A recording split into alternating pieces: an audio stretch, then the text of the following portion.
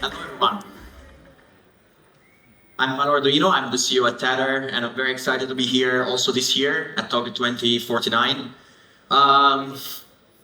This is a very bold title for the presentation, and my son's arrogant, but today I want to walk you through the train of thoughts that pushed me to write that title, and I want to explain to you why we think that Tether is a very unique company, why we think that is one of the best companies in this world, has unique properties, and I want to share them with you, and I would love your feedback to understand what we are doing right, what we are doing wrong. So let's start from a little bit of numbers.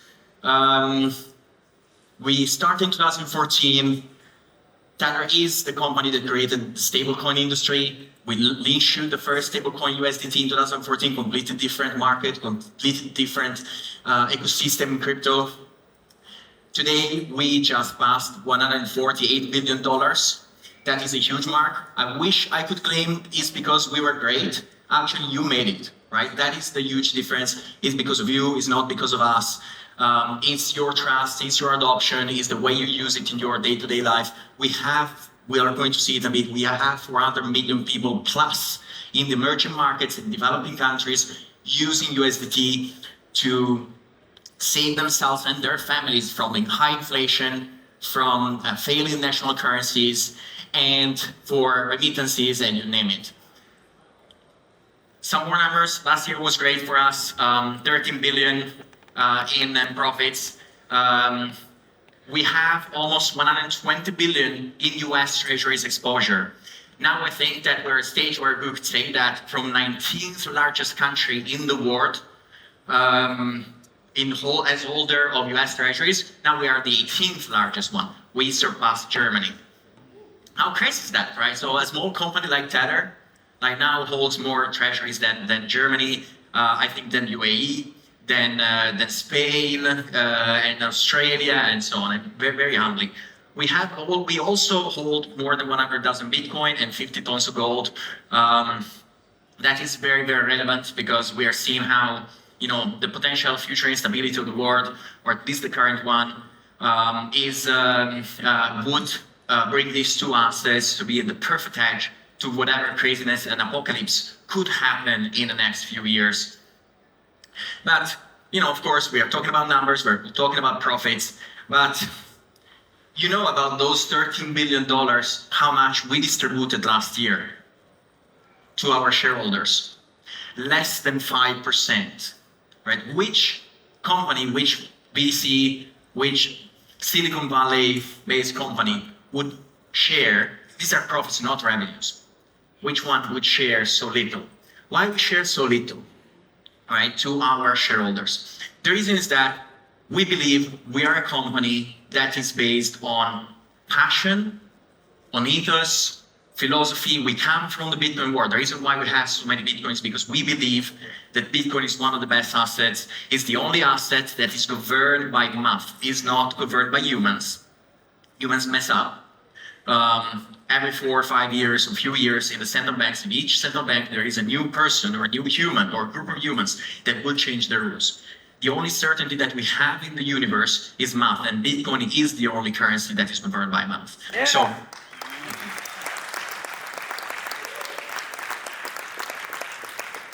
So we distribute the 5%, we keep the rest of 95% in the company to build adoption, to build infrastructure, all focus in emerging markets, developing countries. We also do some more long-term investments, more, let's say, speculative or futuristic investments in artificial intelligence and so on. We invest in energy production, invest in Bitcoin mining. We believe in the importance of the decentralization of Bitcoin mining.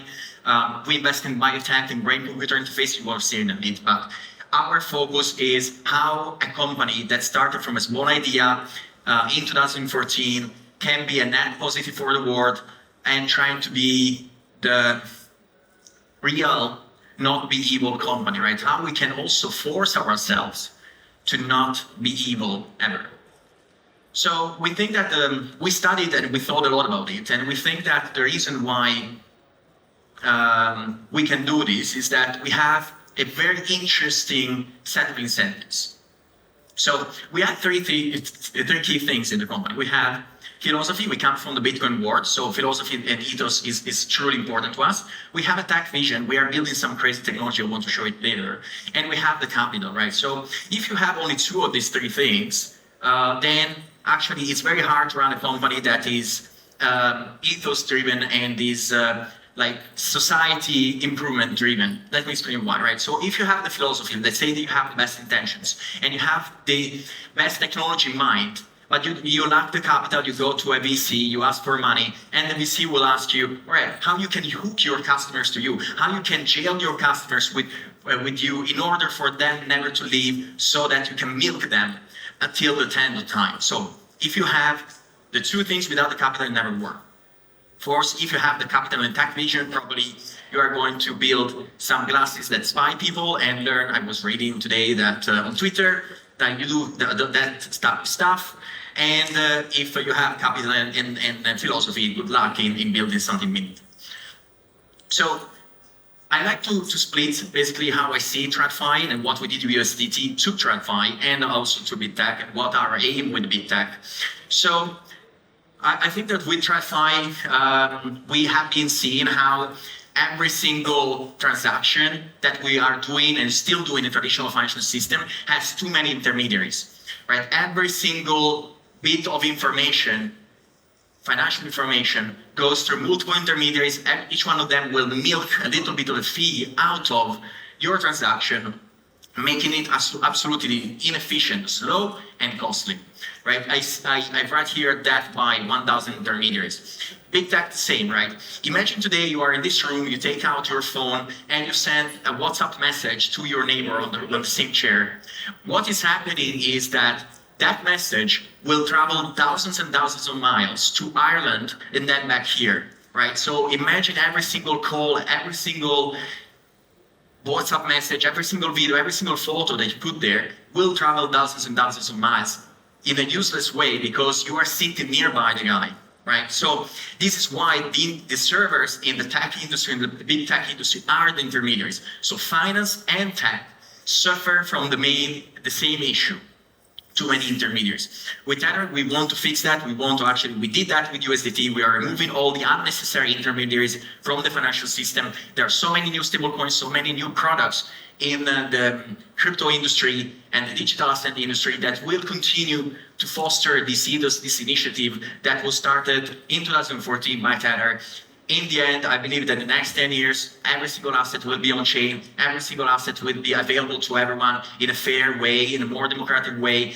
And that's something that the big banks were never prepared to. And that's something that will completely change the rules of the game. So I think that the other realization is that the way we are building Tether and the way we are considering also the next steps of what Tether is building is creating unstoppable technology. We are building technological layers, SDKs, products, all open source that are going to create opportunities to all the developers to build on technology that is free and will always remain free even if Tether dies tomorrow. That is the thing that I think every single day. I want to build something as a legacy for Tether. Whenever we create something new, we're thinking, okay, will that survive to an apocalypse? Will that survive to the wrath of God? That is what I think every one of us should ask when we build something new. When we say, I work in the decentralized ecosystem, ask yourself this simple question. Will this resist to an apocalypse? If not, you probably should go back to the whiteboard and try to redesign in a way that is more resilient. Because my problem as a coder, since I was at a young age, is that everything that we have in our life in technology will only work in the best case scenario, will all fail us in the worst case scenario. Every one of the apps that you have on your smartphone will fail you whenever there is an apocalypse, whenever there is a huge issue, whenever there is a natural cataclysm, whatever you name it, there is a huge war, You think that you can rely on technology, but that is exactly the moment when you will realize that technology will not be there to help you. So the incentives that are actually driving Tether is quite funny, is quite interesting, is that our success, and most of the companies, whenever they create a new product, they create a new product with the idea to sell that product directly to the market so that they can capture the user. So it's basically a direct, and kind of a direct relationship between the product that you create and the return that you have on that specific product. Tether works in a different way if you think about it. And again, sorry if this sounds boring or a bit obnoxious, but I didn't mean that way. It's purely, I want to drive you through the trade flows that you have every day in the company, because openness to me and transparency is also telling you how we think about our company. So on one side, you have, the normal state of art is companies that create a product and sell the product, so they have a vested interest in making sure that that product is the one that will retain the control over the users. And we found ourselves, and again, not because we were super smart, it's because what we created took its own life and grew up in hundreds and thousands different directions with word of mouth. So we started, so what I'm telling you again is not, oh, we thought it from the beginning. No, it's actually, we started what happened. And so we found ourselves in this situation where empowering the users with the most freedom tech, with open and unstoppable platforms that we're building next in Tether, we can actually create an ecosystem that is empowering our other products, making them more successful. So the more free that is the technology that we create, the more returns our company will have. So to me, it's a very exciting thing. And so that we are applying this to everything that we do.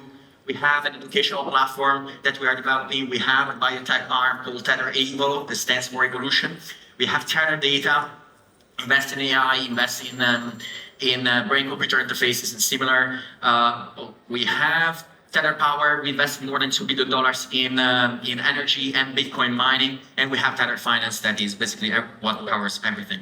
So USDT, everyone knows it. I will skip it. Some other interesting data points is we have 400 million users. In Q1 2025, USDT wallet base grew 13%, around 46 million new wallets in just one quarter. It's just crazy. It's like almost a social media platform.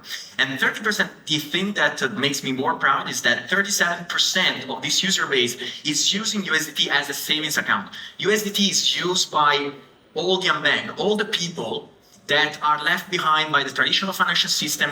They are the poor people that are too poor of being of interest of JP Morgan or CTO or you name it.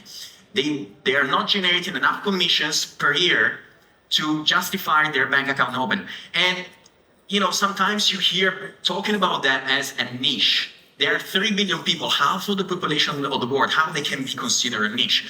But they have been left behind, and with word of mouth, until 2022, Tether didn't even have a marketing team. With the word of mouth, Tether USDT gained hundreds of millions of users. So when I say it's not because of us, the success, it's truly because every one of you, every one of your family and friends that made this happen. This is the growth in the user base. You can see, very bad with the clicker. Right. Well, we're going to skip that. It's growing. 60% of the exchange volumes are accounted in USDT. The average fee on a blockchain to send up to $500 is $0.22, and that corresponds to basically 1 basis point. Let's see. You can use USDT in 100 different ways. Savings, hedging against inflation, paying suppliers globally, mobile and utilities, banking and unbanked, as I said, remittances, trade finance, and you name it. We also created another interesting product that is very interesting in this moment in time. It's called Tether Gold.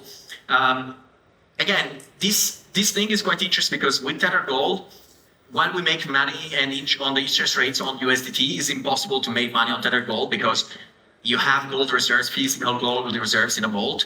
So Tether creates technology or creates financial products that in our opinion, are just meant for the people or for society.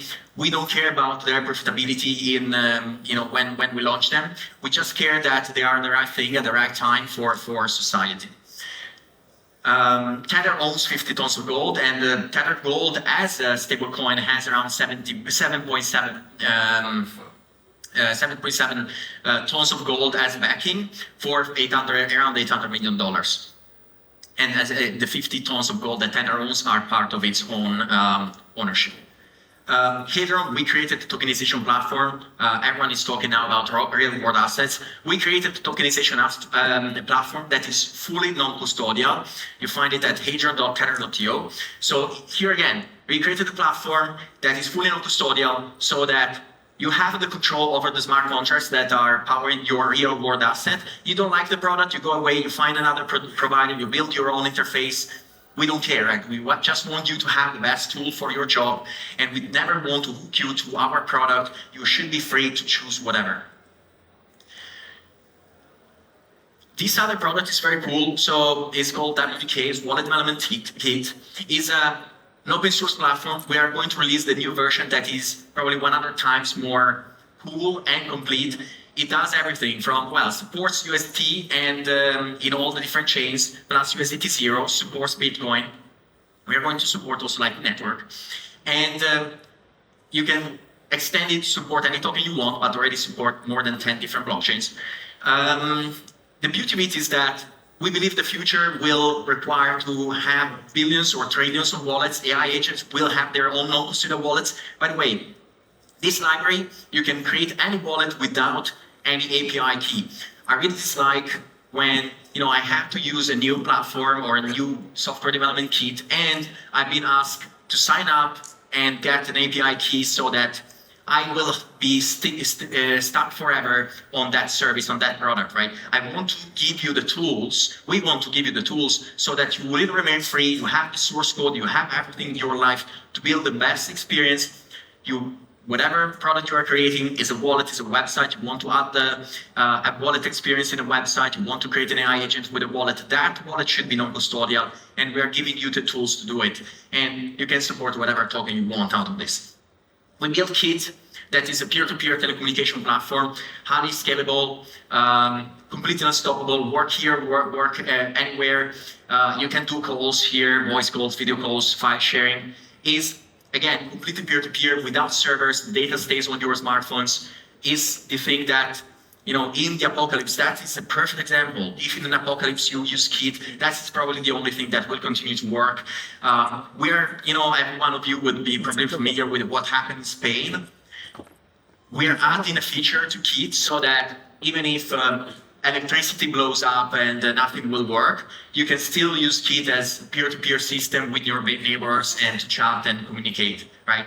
This is very important principle for everything that we build at Tether. We invested in Rumble, great company. We invested around $775 million to support their quest in freedom of speech. We really believe in the importance of freedom of speech. Unfortunately, not many believe in that, at least among the European countries, so we wanted to support them. If we're investing a lot in education, Bitcoin education first, but in general, online education, digital education, as part of Kit and our whole bunch efforts and the peer-to-peer telecommunication system, we want to make education unstoppable so that you can make sure that people will not tell you or force you to learn certain things certain ways. You can always access to the best education possible that will make you independent and self-sovereign yourself. We invested in a great company called Tether CEO. This is one of my preferred investments. Is actually a brain-computer interface. We believe that we are much more advanced than Neuralink. We have around 42 patients. Our technology can read 92 words per minute from your brain.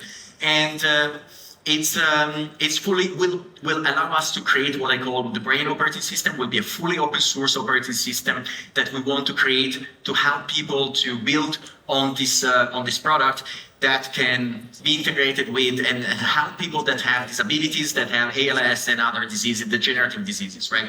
But we believe in the importance that that this critical technology should be open for everyone.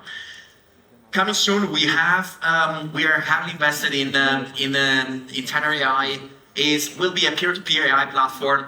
No API keys, no questionnaires, no email, nothing. You will have an SDK that can allow you to run any model on your smartphone, a $30 smartphone, on a watch, on a Garmin watch, on an iOS, Android device, a laptop, servers, doesn't matter. Everything private to you, local to you.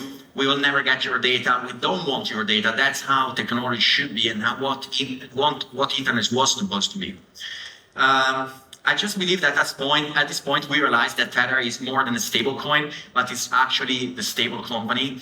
Everything that we are building in technology for us is about the stability of society. With stability of society, we can grow together, we are becoming unstoppable together. Thank you very much for your time, and I hope that you enjoyed my presentation.